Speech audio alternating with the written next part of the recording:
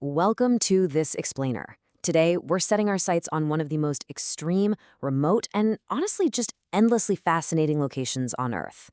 We're talking about a place that pushes the very boundaries of human endurance, history, and spirituality. So, picture this for a second. What is the most sacred mountain on Earth, yet entirely unclimbed? Think about that. Humanity has successfully conquered Mount Everest, we've touched the deepest, darkest ocean trenches, and yet, this particular peak remains completely untouched by human footsteps. No way, right? But it's true. Here's our roadmap for today. 1. The unclimbed mountain. 2. The Mother Lake.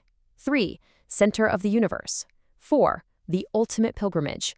And 5. Geopolitics and climate threats. Let's kick things off with Section 1, the unclimbed mountain. Way out deep within the remote Trans-Himalaya mountain range in the Tibet Autonomous Region of China, Mount Kailash stands at an imposing 6,638 meters tall. To put that into perspective, that's over 21,700 feet. But it isn't just the sheer height that makes it so remarkable, it's the shape. It's this striking, almost perfectly pyramid-shaped monolith that stays perpetually snow-clad. It just rises right out of the high-altitude Tibetan plateau as this massive geological marvel, entirely composed of layered sedimentary rocks resting on a solid granite base. And this unique geology brilliantly highlights its geographical importance. We're talking about the Indus, the Sutlej, the Brahmaputra, and the Karnali, which actually feeds into the mighty Ganges. These are 4 of the major life-giving river systems for the entire Asian continent. And incredibly, their sources all originate within a tightly packed 60-kilometer stretch surrounding this one single mountain. It's an absolute powerhouse of a geographical watershed. So why hasn't anyone climbed it?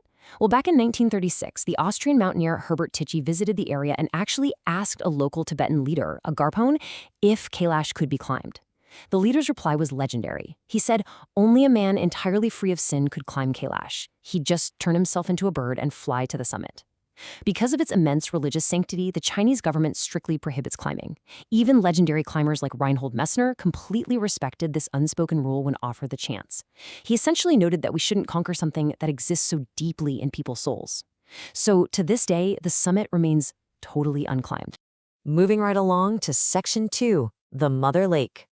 Coming down from that towering, icy peak, we find a really remarkable natural contrast in the vast basins resting directly at the mountain's feet.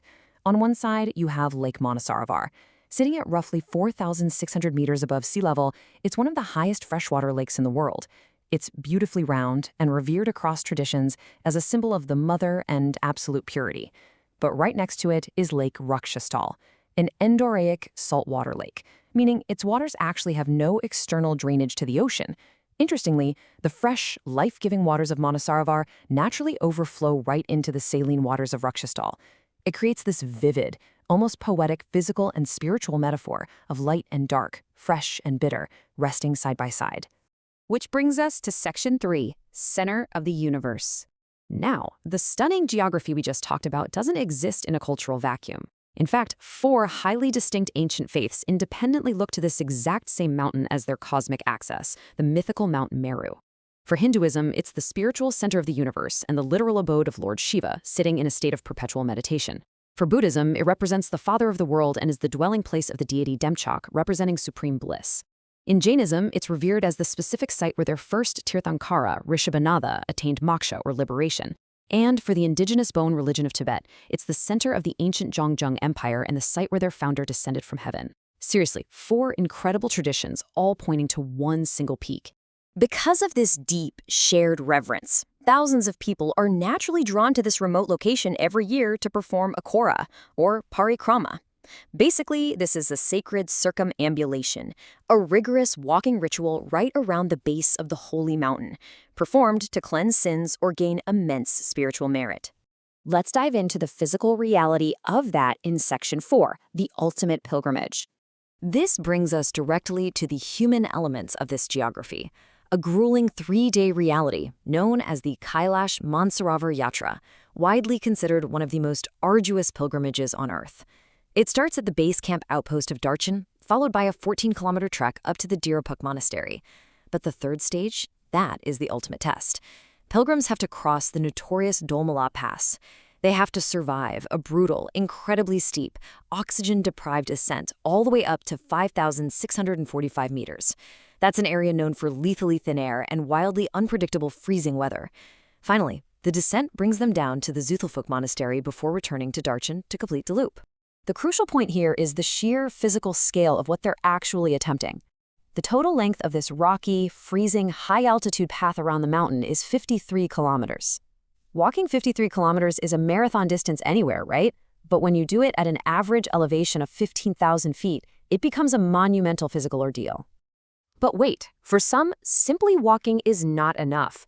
Highly devout Tibetan Buddhist pilgrims perform the entire 53-kilometer loop by lying completely flat on the freezing ground, standing up, taking a few steps, and then dropping flat again. In the biting cold and thin air, this agonizing test of devotion takes up to 3 weeks, sometimes nearly a month, to finish. It is truly staggering to consider the absolute willpower required to endure such an extreme physical and spiritual test. Finally, let's look at Section 5, Geopolitics and Climate Threats. Getting to the mountain and completing this trek isn't just a physical test of endurance. Because the region sits at an incredibly sensitive border tri-point between China, India, and Nepal, international diplomacy constantly dictates who actually gets to visit. Following the 1959 Tibetan uprising, access was heavily restricted.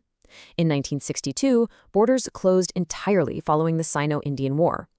It took almost 20 years until 1981 for the Yatra to reopen via a bilateral agreement between the governments of India and China.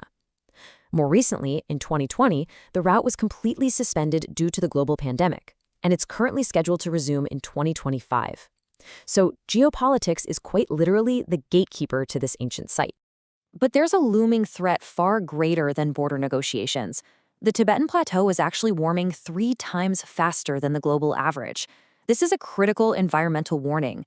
The massive glaciers surrounding Mount Kailash are retreating rapidly. The ancient permafrost is thawing at an alarming rate, and honestly, the sudden modern influx of tourism and infrastructure is putting unprecedented stress on a profoundly fragile high-altitude ecosystem. So what does this all mean? Can this fragile, sacred ecosystem survive the modern threats of climate change and border geopolitics? It leaves a really uncertain future for an ancient, unclimbed mountain and its sacred, life-giving lakes. The center of the universe for billions is currently undergoing rapid changes that it hasn't seen in millennia. Thank you so much for joining me for this explainer. Keep questioning, keep exploring, and I'll catch you on the next one.